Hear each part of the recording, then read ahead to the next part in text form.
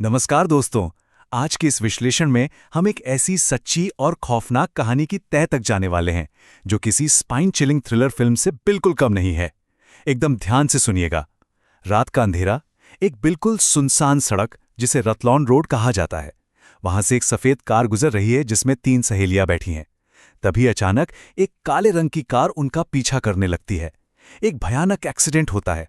मदद की तलाश में उनमें से एक सहेली भटकते हुए पास के एक पुराने खंडर हो चुके पोस्ट ऑफिस में पहुंचती है। लेकिन वहां मदद के बजाय उसके सामने एक ऐसा मंजर था जिसने आगे चलकर इन्वेस्टिगेशन टीम के भी होश उड़ा दिए। चलिए इस पूरे मामले को थोड़ा और करीब से देखते हैं। उस बंद पड़ी पोस्ट ऑफिस में आखिर मिला क्या था? उस वीराने के बीचों बीच एक लाश बैठी थी, पर यह कोई साधारण लाश नहीं थी। यहां एक 25 साल की औरत का धड़ था और उसके ऊपर जो सिर रखा गया था वो एक 35 साल के आदमी का था। एक मिनट के लिए सोचिए इस बारे में। किसी ने कितनी बेरहमी से 2 अलग-अलग लोगों के सिर काटे और फिर पहचान छिपाने के लिए आदमी का सिर औरत के धड़ पर फिट कर दिया। और हां, उस आदमी के चेहरे का मांस भी एसिड से पूरी तरह जला दिया गया था ताकि उसे कोई पहचान ही न सके। ये सिर्फ एक कत्ल नहीं था, ये बिल्कुल ठंडे दिमाग से रचा गया एक खौफनाक खेल था। अगर हम क्राइम सीन के इस इम्पॉसिबल एविडेंस बोर्ड पर नजर डालें तो सब कुछ नामुमकिन सा लगता है। अब देखिए, उस धूल भरे टूटे फूटे पोस्ट ऑफिस में एक एकदम नई ब्रांड न्यू कुर्सी रखी थी। बाहर कुछ ताजे चबाए हुए गन्ने फेंके थे और सबसे डरावनी बात, उस आदमी की खोपड़ी पर 3 अलग-अलग हथियारों के निशान थे। पहला वार कुदाल से, दूसरा आरी से और फिर हथौड़े से उसका जबड़ा ही तोड़ दिया गया था। वहीं औरत की गर्दन किसी धारदार चॉपर से एक ही झटके में काट दी गई थी। ये कोई बिखरे हुए सुराग नहीं थे, बल्कि कातिल के छोड़े गए बहुत ही अजीबोगरीब निशान थे। यहां से शुरू होती है इन्वेस्टिगेशन की असली दौड़। एक ब्रांड न्यू कुर्सी, यही वो अकेला लीड था जो पुलिस को कातिल तक पहुंचा सकता था। पर एक बड़े शहर में एक आम सी कुर्सी ढूंढना भूसे के ढेर में सुई ढूंढने के बराबर था। लेकिन जांच टीम ने भी हार नहीं मानी। 1, 2 या 10 नहीं, उन्होंने पूरी 112 दुकानों की छानबीन की। सुबह से शाम तक की इस थका देने वाली मेहनत के बाद 112वीं दुकान पर उन्हें कामयाबी मिल ही गई। दुकानदार ने ना सिर्फ कुर्सी पहचान ली, बल्कि उन 2 गुंडों का हुलिया भी बता दिया जो उस कुर्सी को खरीद कर ले गए थे। दूसरी तरफ उन चबाए हुए गन्नों ने एक बहुत ही कमाल की गवाह की एंट्री करवाई, सक्कूबाई, जिसे लोग निराली भी कहते थे। अब ये निराली थोड़ी अजीब थीं, अपनी ही तारीफों के पुल बांधने वाली, पर उसकी गवाही ने केस का रुख ही बदल दिया।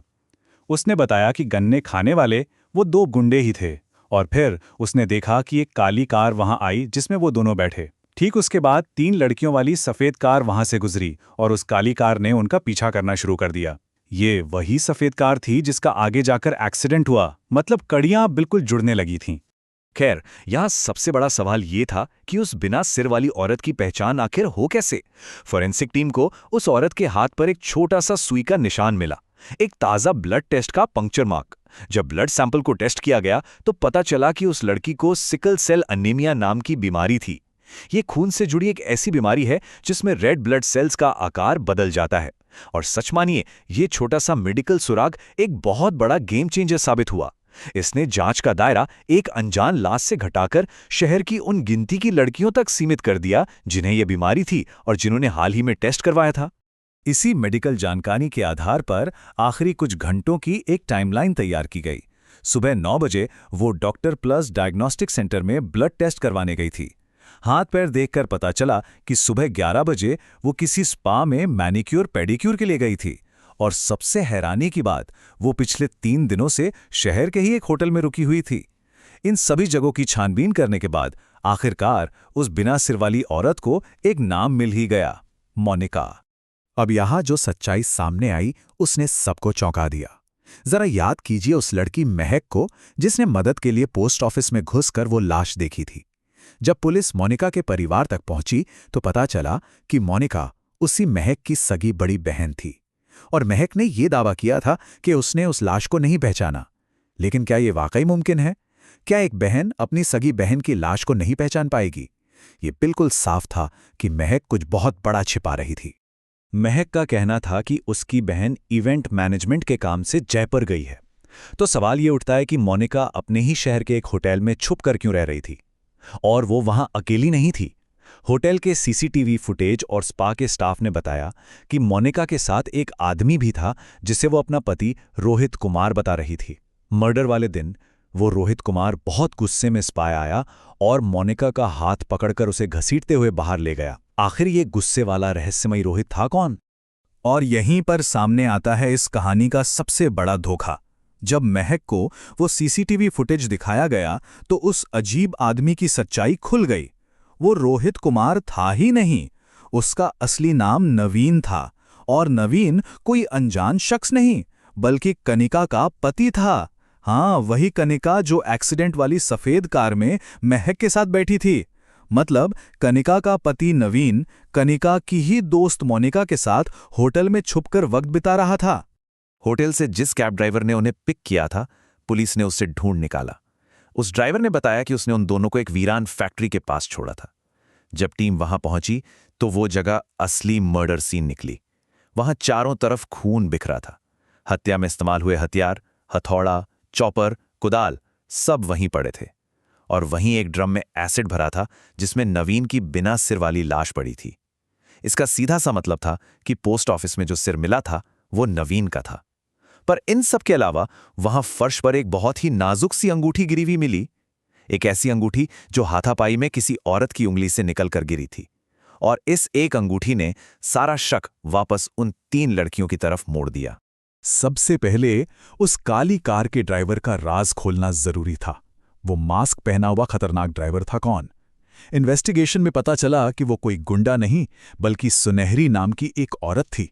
सुनहरी महक और मोनिका के घर में पेइंग गेस्ट बनकर रहती थी। उसे सिर्फ पैसे देकर काली कार चलाने और एक्सीडेंट का नाटक रचने के लिए हायर किया गया था। सुनहरी सिर्फ एक मोहरा थी, असली मास्टरमाइंड कोई और ही था।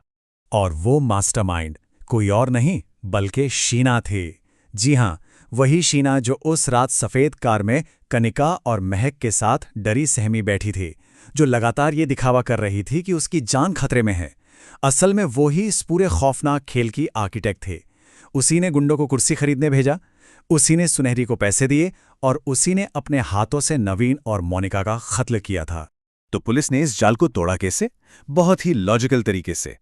स्टेप 1, एक शार्प इन्वेस्टिगेटर ने महक के घर पर पूछताछ के दौरान शीना की उंगली पर एक निशान नोटिस किया। वही निशान जो हमेशा पहने जाने वाली अंगूठी को अचानक निकाल देने पर बनता है। स्टेप 2, डिजिटल फॉरेंसिक्स से क्लियर हो गया कि घटना के वक्त शीना और सुनहरी की मोबाइल लोकेशंस एकदम मैच कर रही थीं। स्टेप 3, जब सुनहरी से सख्ती से पूछताछ हुई तो वो टूट गई। उसने शीना की पूरी साजिश और उस पैसों के लेन देन का सच उगल दिया। खेल अब पूरी तरह खत्म हो चुका था। लेकिन मुद्दा यह है कि आखिर क्यों? शीना ने अदालत में जो कबूल किया उसने जलन और बदले की एक दर्दनाक कहानी सामने रख दी। शीना नवीन से पागलपन की हद तक प्यार करती थी। नवीन ने वादा किया था कि वो अपनी पत्नी कनिका को छोड़ देगा, लेकिन नवीन ने धोखा दिया और वो शीना के बजाय उसकी दोस्त मोनिका के पास चला गया। शीना सब कुछ जानती थी। जब प्यार धोखे और जलन का रूप लेता है ना, तो वो इंसान को किस हद तक क्रूर बना सकता है, ये उस रात की घटना ने साबित कर दिया। चलिए एक बार देखते हैं कि इस पूरे क्राइम को अंजाम कैसे दिया गया। स्टेप 1, एकदम बदले की आग में जलते हुए वीरान फैक्ट्री में नवीन और मोनिका का मर्डर करना। स्टेप 2, पहचान छिपाने के लिए दोनों के सिर काटना। नवीन का सिर मोनिका के धड़ पर रखना और चेहरे को एसिड से जला देना। स्टेप 3, सुनहरी को पैसे देकर कार का एक्सीडेंट करवाना।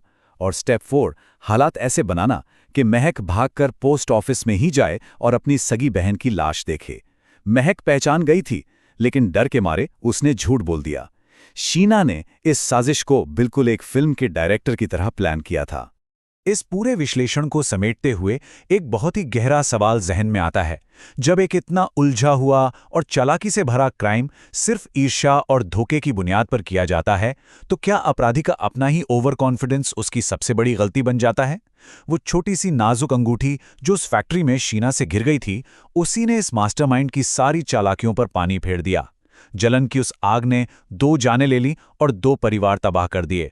लेकिन सच यह है दोस्तों कि क्राइम चाहे कितना ही परफेक्ट क्यों ना लगे, सच अपना रास्ता ढूंढ ही लेता है। आज के इस विश्लेषण में हमारे साथ बने रहने के लिए शुक्रिया। आगे भी हम ऐसे ही हैरत अंगेज मामलों की तहकीकात करते रहेंगे।